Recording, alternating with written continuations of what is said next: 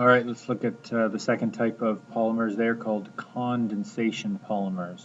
And surprise, surprise, condensation polymers are put together through a condensation reaction.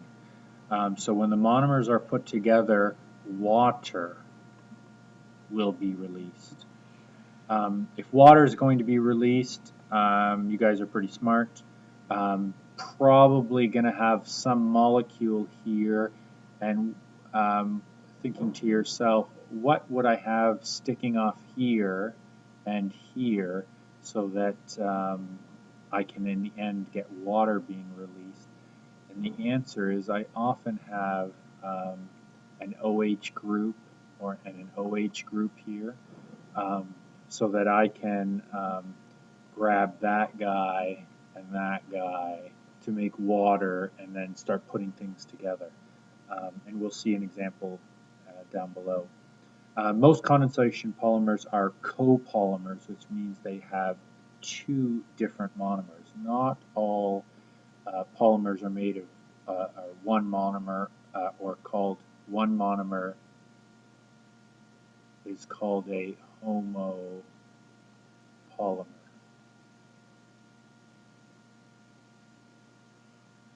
Um, these condensation polymers, they usually form more slowly than addition polymers, and they're usually not as big. We're not going to get several 100,000 monomers put together,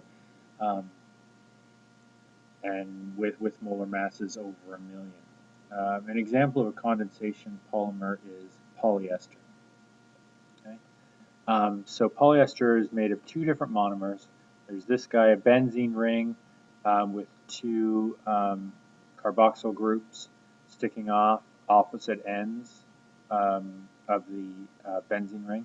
And here I've got ethane diol, ethane with two OH groups.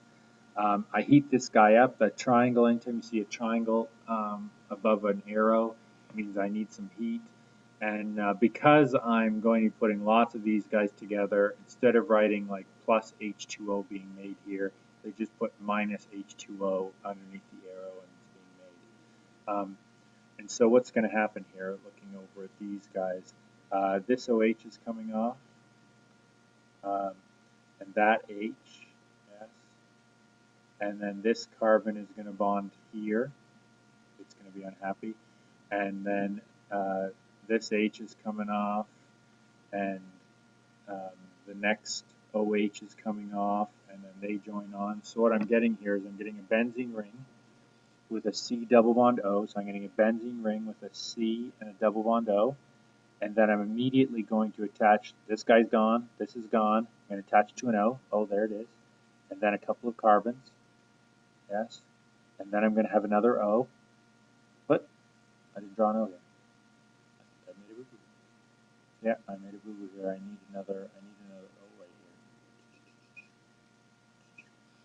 here. I need another O there, and then it was bonded to the C double bond O, benzene ring, C double bond O, O. I need another O here. Twice I've forgotten it. Yes. So I'm pulling out water each time, and because there's an OH group available on both ends of the monomers. Often on tests, I will ask, what is the repeating unit? I will give this, big, long, many things, one after the other.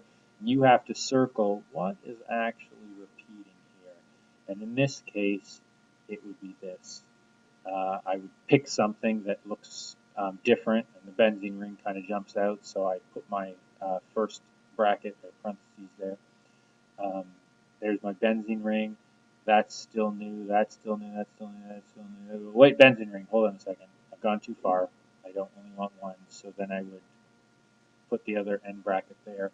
And so if I was copying and pasting, this is what I'm copying and pasting. Not this and this. This is what's being repeated again and again. It's the repeating unit. And what are a couple of popular nylon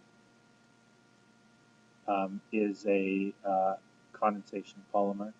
Kevlar, which we use making a bulletproof vest, is a polymer. Spandex which we make tights out of, polymer, polyester, Dacron. There are many different things that we make into polymers. And that's our look at condensation polymers.